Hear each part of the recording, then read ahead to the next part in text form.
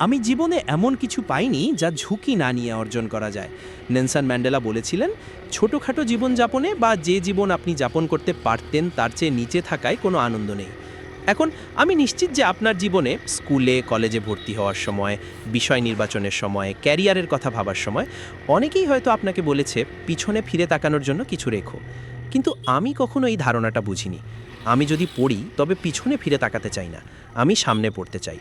আমি অন্তত দেখতে পাবো যে আমি কিসের ওপর পড়ছি। ধারাবাহিকতা ছাড়া আপনি কখনোই শেষ করতে পারবেন না। তাই যা নিয়ে আপনি অনুপ্রাণিত তাই করুন। এটা কি অনুবাদ ঠিকভাবে হয়েছে?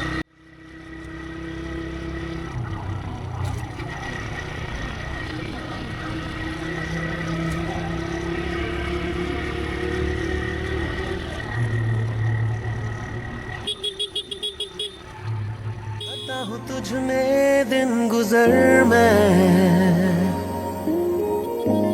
करता हूँ तुझ में शब बसर,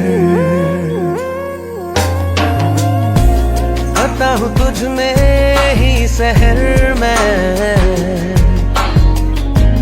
जीता हूँ तुझको देख कर। থাকবে, খারাপ রাতও থাকবে, ভালো সম্পর্ক থাকবে, খারাপ সম্পর্কও থাকবে, ভালো আইডিয়া থাকবে, খারাপ আইডিয়াও থাকবে।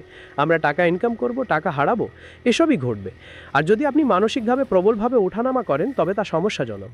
এসব আবেগ জড়িয়ে ধরুন, কিন্তু এই আবেগের কাছে নিজেকে হারিয়ে ফেলবেন না। দুর্দশার মধ্য দিয়েও এগিয়ে যান।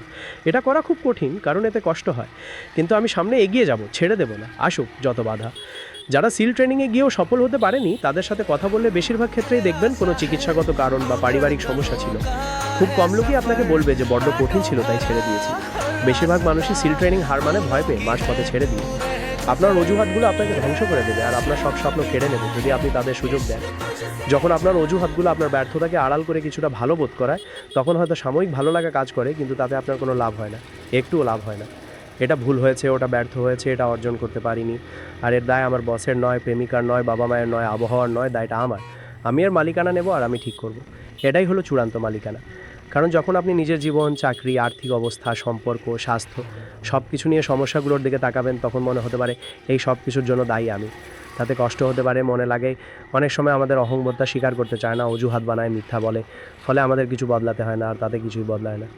অজুহাতগুলো যখন সরে যায় আর মানুষ যখন আসলে মুখোমুখি হয় যে এই সব কিছুর জন্য আমিই দায়ী, তখন কষ্ট হয় স্যার, কিন্তু তার মধ্যে অবিশ্বাস্যকর ক্ষমতাও থাকে। কারণ জীবনের শৃঙ্খলা যত বাড়বে শেষ পর্যন্ত স্বাধীনতা তত বেশি পাবেন। যদি ব্যায়াম করার ও স্বাস্থ্যকর খাবার খাওয়ার শৃঙ্খলা না থাকে তবে রোগের দাসে পরিণত হবেন। যদি কঠোর পরিশ্রম ও টাকা জমানোর শৃঙ্খলা না থাকে তবে আর্থিক সমস্যার দাসে পরিণত হবেন। যদি সময়কে সঠিকভাবে পরিচালনা করার শৃঙ্খলা না থাকে তবে কোনো অবসর সময় পাবেন না। যদি আত্মশৃঙ্খলা থাকে, টাকা জমানোর, কঠোর পরিশ্রম ও বিনিয়োগের শৃঙ্খলা থাকে, সময়কে ঠিকভাবে পরিচালনা করার শৃঙ্খলা থাকে এবং ব্যায়াম ও স্বাস্থ্যকর খাবার খাওয়ার শৃঙ্খলা থাকে, তবে স্বাধীনতা পাবেন। আর জীবনের প্রতিটি ক্ষেত্রে আপনার উন্নতি শুরু হবে। এখনই যদি এমন শৃঙ্খলা থাকে তবে শেষ পর্যন্ত স্বাধীনতা পাবেন। শৃঙ্খলা থাকলে স্বাধীনতা পাবেন। কঠিন কিছু করার চেষ্টা করুন, জিততেও পারেন, হারতেও পারেন, সফল হতেও পারেন, ব্যর্থ হতে পারেন, কিন্তু ভালো তো হবেন। আর যদি এমন শৃঙ্খলা না থাকে, কঠোর পরিশ্রম না করেন, ব্যায়াম না করেন আর নিজেকে কাজে না লাগান, তবে শৃঙ্খলিত হয়েই থাকতে হবে। তাই যদি বনের মধ্যে হারিয়ে যান আর কোথায় যাবেন বুঝতে না পারেন, তবে হাঁটা শুরু করুন। হাঁটতে হবে, কারণ পরিস্থিতি এমনি বদলাবে না, আপনাকে সামনে এগিয়ে যেতেই হবে। কিন্তু ওখানে দাঁড়িয়ে হারিয়ে থাকা মানে হলো শুধু মৃত্যুর অপেক্ষা করা, না খেয়ে মরার অপেক্ষা। এমনটা হতে দেবেন না। আমি মনে করি এটা খুব গুরুত্বপূর্ণ, কারণ পুরুষ হিসেবে আমরা আবেগ সম্পর্কে পরস্পর বিরোধী বার্তা পাই। কীভাবে প্রকাশ করতে হবে, কেমন দেখাবে। এখন অনেক পুরুষই দুর্দশা আছে। প্রতিটি মানুষই চ্যালেঞ্জের সম্মুখীন হয়, আর আপনি জানেন না তারা কিসের মধ্যে দিয়ে গেছে।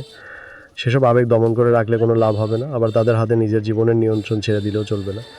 কারণ আপনি দুঃখিত তাই আপনি এখন অনেক খারাপ সিদ্ধান্ত নেবেন না, এমনটা হয় না। এমনভাবে কাজ হয় না। আপনি দুঃখিত, ঠিক আছে, অনেক সময় আমরা আবেগপ্রবণ হয়ে পড়ি, ঠিক আছে, বুঝতে পেরেছি। এখন নিজের আবেগের উপর নিয়ন্ত্রণ আনুন আর নিজের জীবন চালিয়ে দেন। আর মাঝে মধ্যে এসব আবেগের ঢেউ আসবেই, সেটা ঠিক আছে। আমি এখন আবেগপ্রবণ হয়ে পড়ছি, আমার নিশ্চয়ই কোনো সমস্যা আছে। না, আপনার কোনো সমস্যা নেই। অন্য জরমটা হলো আমি আমার আবেগ দিয়ে নিজের জীবন চালাচ্ছি আর একগাদা খারাপ সিদ্ধান্ত নিচ্ছি। আর আমার অজুহাত হলো, জানোই তো, আমি কিছু বন্ধুকে হারিয়েছি বা এমন ট্রমাটিক অভিজ্ঞতা হয়েছে। ওটা শুধু একটা অজুহাত, আর খুব সহজ অজুহাত। গ্যাস ওয়াট, এগিয়ে যাওয়ার সময় হয়েছে। মনে রাখবেন, থমকে থাকবেন না, আমি নিয়ন্ত্রণে আছি, এটা আমার জীবন।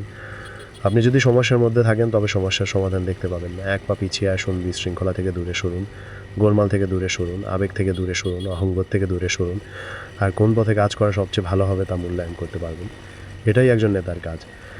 যদি কোনো মানুষের যে কোনো বৈশিষ্ট্যকে চরমে নিয়ে যান, পুরুষালী বা নারী সুলভ বা অন্য কিছু, তবে তা সমস্যা তৈরি করবে। কোনো আবেগ না থাকা মোটেই ভালো কি না, সেটাকে সমাজবিরোধী বলা হয়। নিজের আবেগ দিয়ে জীবন চালানোর, আবেগের উপর ভিত্তি করে সিদ্ধান্ত নেওয়া কি ভালো না, সেটাও ভালো না। মানুষ হিসাবে, পুরুষ হিসেবে আমরা কী চাই? ভারসাম্য। চরমপন্থা অনেক সহজ, কথা বলা অনেক সহজও। কোনো আবেগ নেই, বেশ, তা বন্ধ করে দেওয়া, সেটা সহজ। অথবা আবেগের পুরোপুরি গোলমাল, সেটাও সহজ। ভারসাম্য খুঁজে পাওয়া কঠিন। ব্যবসায় ভারসাম্য খুঁজে পাওয়া কঠিন, জীবনে ভারসাম্য খুঁজে পাওয়া কঠিন, ভারসাম্য খুঁজে পাওয়া কঠিন, কিন্তু আপনাকে ভারসাম্য বজায় রাখতেই হবে, কারণ আমি চাই দলটা জিতুক। তাই ভারসাম্য বজায় রাখুন, আপনি ঠিক থাকবেন।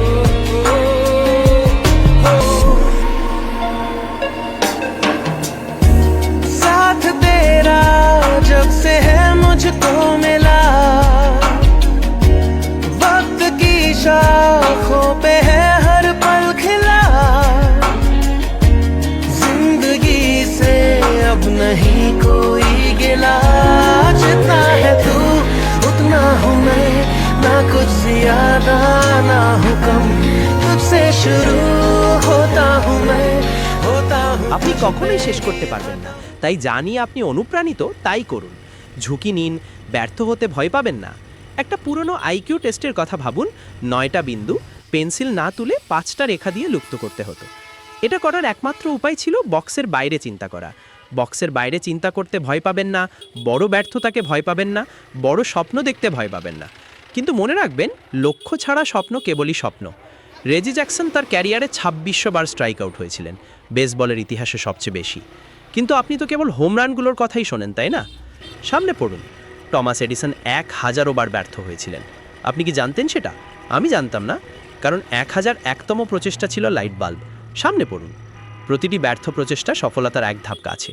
ঝুঁকি নিতেই হবে, এটা হয়তো আগেও শুনেছেন, কিন্তু আমি বলতে চাই কেন এটা এত গুরুত্বপূর্ণ। জীবনের কোনো না কোনো সময় আপনি ব্যর্থ হবেন, হারবেন, লজ্জিত হবেন, কোনো কিছুতে খারাপ করবেন, এতে কোনো সন্দেহ নেই। এবং আমি জানি সম্ভবত এটা কোনো গ্র্যাজুয়েশন অনুষ্ঠানের প্রথাগত বার্তা নয়, কিন্তু শুনুন, গ্রহণ করুন, কারণ এটা অনিবার্য। অভিনয় জগতে আমি প্রতিনিয়ত ব্যর্থ হয়েছি। ক্যারিয়ারের শুরুতে ব্রডওয়ে মিউজিক্যালের একটা রোলের জন্য অডিশন দিয়েছিলাম। আমার মনে হয়েছিল একদম পারফেক্ট রোল, কিন্তু আমি গাইতে পারতাম না, তাই কাজটা পাইনি।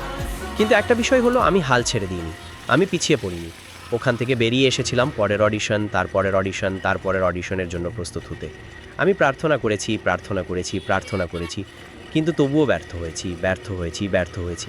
কিন্তু তাতে কিছু যায় আসেনি, কারণ জানেন তো, একটা পুরনো প্রবাদ আছে, সেলুনে বেশিক্ষণ থাকলে একদিন চুল কাটানো হয়েই যাবে। তাই আপনারও সময় আসবে, আমারও এসেছিল। গত বছর আমি ব্রডওয়েতে ফেন্সেস নামের একটা নাটক করেছিলাম। মজার বিষয় হলো, এটা সেই একই থিয়েটারে, কার্ট থিয়েটারে, যেখানে 30 বছর আগে আমি প্রথম অডিশনে ব্যর্থ হয়েছিলাম। কথা হলো, আজকে এখানে যারা গ্র্যাজুয়েশন করলেন, আপনাদের সবারই সফল হওয়ার মতো প্রশিক্ষণ ও প্রতিভা আছে, কিন্তু ব্যর্থ হওয়ার মতো সাহস আছে কি? যদি ব্যর্থ না হন, তবে বুঝতে হবে আপনি চেষ্টাই করছেন না। আবারও বলছি, যদি ব্যর্থ না হন, তবে বুঝতে হবে আপনি চেষ্টাই করছেন না। যা কখনো পাননি তা পেতে হলে এমন কিছু করতে হবে যা কখনো করেননি। কল্পনা করুন আপনি মৃত্যুশয্যায়, আর আপনার চারপাশে দাঁড়িয়ে আছে আপনার অপূর্ণ সম্ভাবনার ভূতগুলো, যে ধারণাগুলো বাস্তবে রূপ দেননি, যে প্রতিভাগুলো কাজে লাগাননি। তারা রাগে, হতাশায় মন খারাপ করে দাঁড়িয়ে আছে। তারা বলছে, আমরা তোমার কাছে এসেছিলাম কারণ তুমি তো আমাদের জীবন দিতে পারতে, কিন্তু এখন আমাদের একসাথেই কবরে যেতে হবে। তাই আজকে আপনাকে প্রশ্ন করছি, যখন সময় আসবে আপনার বিছানার চারপাশে কটা ভূত থাকবে? আমি এইমাত্র দক্ষিণ আফ্রিকা থেকে ফিরলাম, অপূর্ব দেশ, কিন্তু কিছু জায়গায় ভয়ানক দারিদ্র্য, সাহায্যের প্রয়োজন।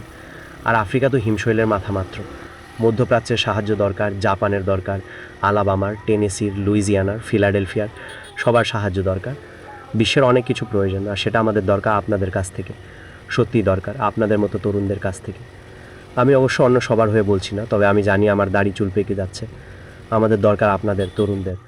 কারণ মনে রাখবেন, আপনাদেরই ঝাঁপিয়ে পড়তে হবে, আপনাদের সব কিছু দিতে হবে, তা আপনাদের সময় হোক, প্রতিভা হোক, প্রার্থনা হোক বা সম্পদ। আপনাদের যা আছে তা দিয়ে আপনারা কি করবেন? আমি কতটা বেশি তা নিয়ে বলছি না। আপনাদের কেউ হয়তো ব্যবসার ছাত্র, কেউ ধর্মতত্ত্বের, নার্স, সমাজবিজ্ঞানী, কারো হয়তো টাকা আছে, কারো ধৈর্য, কারো বা দয়া, কারো ভালোবাসা, কারো হয়তো দীর্ঘকাল সহ্য করার ক্ষমতা। যাই থাকুক, আপনার সেই উপহার দিয়ে আপনি কি করবেন? ব্যর্থতা সম্পর্কে আমার শেষ কথা, কখনো কখনো এটাই আপনার গন্তব্য দিক করার সর্বোত্তম উপায়। আপনার জীবন কখনোই সোজা পথে চলবে না। আমি ফোর্ডহ্যাম বিশ্ববিদ্যালয়ে প্রাক মেডিকেল পড়ার সিদ্ধান্ত নিয়েছিলাম। কার্ডিয়াক মরফোজেনেসিস নামের একটা কোর্স নিয়েছিলাম, যা পড়তেও পারতাম না, বলতেও পারতাম না, আর পাশ করা তো দূরের কথা। তাই এরপর প্রাক আইন, তারপর সাংবাদিকতায় যাওয়ার সিদ্ধান্ত নিলাম। কোনো একাডেমিক মনোযোগ না থাকায় আমার গ্রেডগুলো আপন গতিতে চলতে লাগলো। আমার জিপিএ ছিল 1.8। বিশ্ববিদ্যালয় খুব ভদ্রভাবে আমাকে বলল কিছুদিন বিরতি নেওয়া হয়তো ভালো হবে। আমার বয়স তখন 20, আমি জীবনের সবচেয়ে নিম্ন বিন্দুতে। এরপর একদিন, দিনটা আমার আজও মনে আছে, 1975 সালের 27শে মার্চ, আমি আমার মায়ের বিউটি শপে সাহায্য করছিলাম। ওখানে এক বয়স্ক নারী ছিলেন যিনি শহরের মুরব্বীদের একজন হিসেবে গণ্য হতেন। আমি তাকে ব্যক্তিগতভাবে চিনতাম না, কিন্তু আয়নার দিকে তাকালে বারবার দেখতাম তিনি আমার পিছনে দাঁড়িয়ে আছেন এবং আমার দিকে তাকিয়ে আছেন। যতবারই তাকিয়েছি দেখেছি তিনি কেমন অদ্ভুত দৃষ্টিতে আমার দিকে তাকিয়ে আছেন। অবশেষে তিনি মাথার ড্রায়ারটা সরিয়ে বললেন, এমন একটা কথা বললেন যা আমি কখনোই ভুলবো না। খোকা, আমার একটা ভবিষ্যৎবাণী আছে, আধ্যাত্মিক ভবিষ্যৎবাণী। তুমি বিশ্ব ভ্রমণ করবে এবং কোটি কোটি মানুষের সামনে কথা বলবে। এবং এর পরের বছরগুলোতে ঠিক ওই নারীর কথা মতোই আমি বিশ্ব ভ্রমণ করেছি এবং আমার সিনেমাগুলোর মাধ্যমে কোটি কোটি মানুষের সামনে কথা বলেছি। এমন মানুষ যারা আজ পর্যন্ত আমাকে দেখতে পায়নি, যাদের সাথে কথা বলার সময় আমিও তাদের দেখতে পেতাম না। তারা শুধু সিনেমাটাই দেখতো, আসলে আমাকে নয়।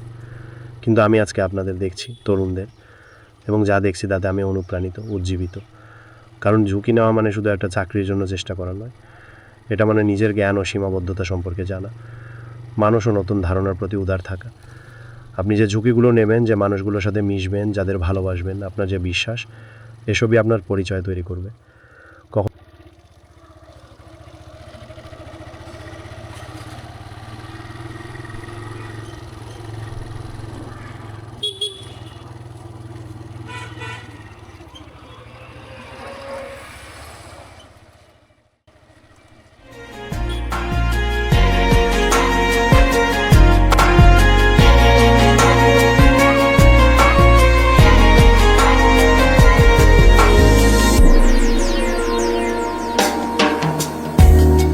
मैंने तुझको इस तरह से है जिया,